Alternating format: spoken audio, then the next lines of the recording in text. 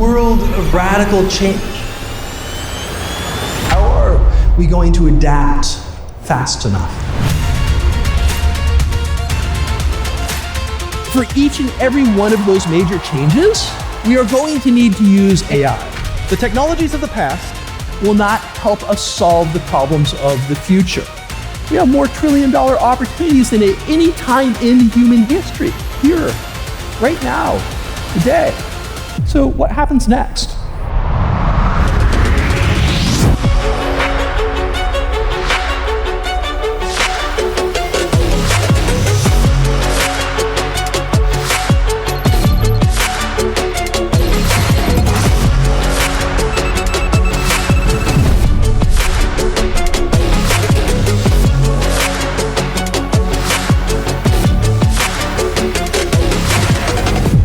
I'm in 10 cities around the world every couple of weeks. The collision of those meetings creates flashpoints. I'm in Hong Kong, Shenzhen. I live in Silicon Valley.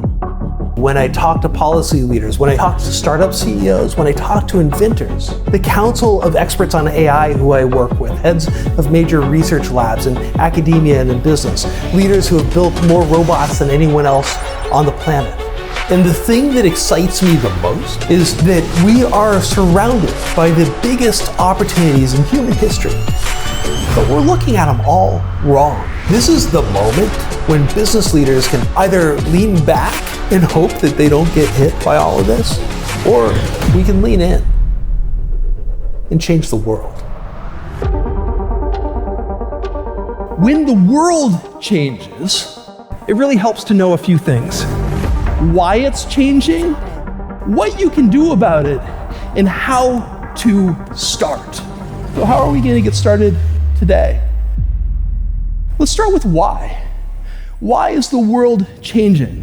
In 1800, the average incomes around the world were $350 a year. It doesn't matter if you were in Ukraine, Uganda, the United Kingdom, the United States, you were poor everywhere.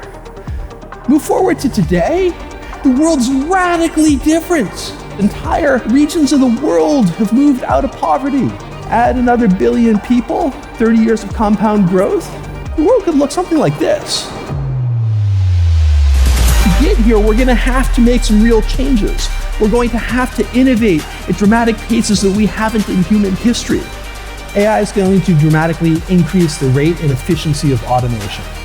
And individuals within your organizations, individuals within your investments are going to figure out where that efficiency is. The junior leaders of tomorrow will need the skills of senior leaders today. Over the last 3.5 years, we've interviewed over 1,000 leaders across industries and surveyed over 2.7 million managers to determine why some leaders are dramatically more effective in times of uncertainty. And what we've learned is that there are specific characteristics that make leaders dramatically more successful in times of change. It's almost like they create their own strategic lock. So how do we take action? How do we get started? And what we've come down to is that in times of change, in times like the change we're about to face, the leaders, the managers who are dramatically more successful tend to have 4 characteristics. 1, they ask for dramatically more help than their peers. The second is unexpected connections. When we leverage help and unexpected connections, we dramatically increase our potential. We dramatically increase the potential in the network. The third thing is how they control chaos.